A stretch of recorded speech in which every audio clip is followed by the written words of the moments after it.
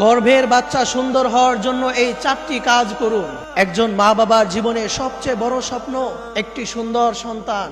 কিন্তু শুধু চেহারা সৌন্দর্য হলে চলবে না, বরং তার অন্তরের পবিত্রতা এবং দ্বীনের প্রতি আগ্রহ থাকা, এটাই হলো আসল সৌন্দর্য। আল্লাহ পাক পবিত্র কোরআনের মধ্যে বলেছেন, ওয়া আল্লাইসা লিল ইনসানি ইল্লা মা সাআ, মানুষ যা চেষ্টা করে সে তাই পায়। অতএব আপনি যদি একটি সুন্দর এবং নেককার সন্তান চান, তাহলে আপনাকে অবশ্যই এই 4টি কাজ করতে হবে।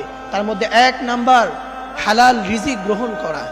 নবীজি সাল্লাল্লাহু আলাইহি ওয়াসাল্লাম বলেছেন, হাদিসের মধ্যে এসেছে, যে মাংস হারাম রিজিক দিয়ে বেড়ে ওঠে তার জন্য আল্লাহর জান্নাত চিরতরে হারাম।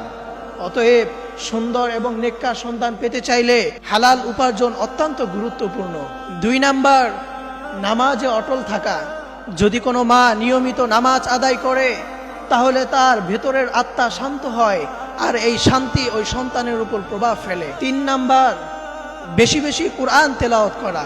যে মা গর্ভে বাচ্চা থাকা অবস্থায় বেশি বেশি কোরআন তেলাওয়াত করবে, বেশি বেশি কোরআন শ্রবণ করবে, এর প্রভাব ওই বাচ্চার উপরেও পড়বে। 4 নাম্বার, ভালো আমল এবং দোয়া করা।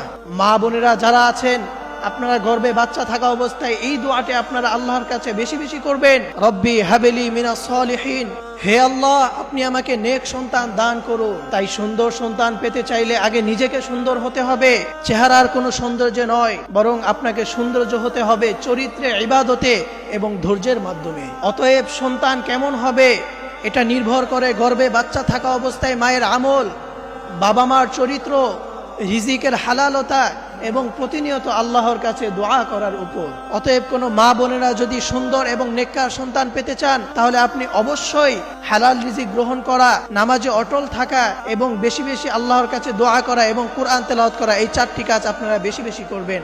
আল্লাহ পাক রব্বুল আলামিন আপনাকে সুন্দর এবং নেককার একটি সন্তান দান করবেন।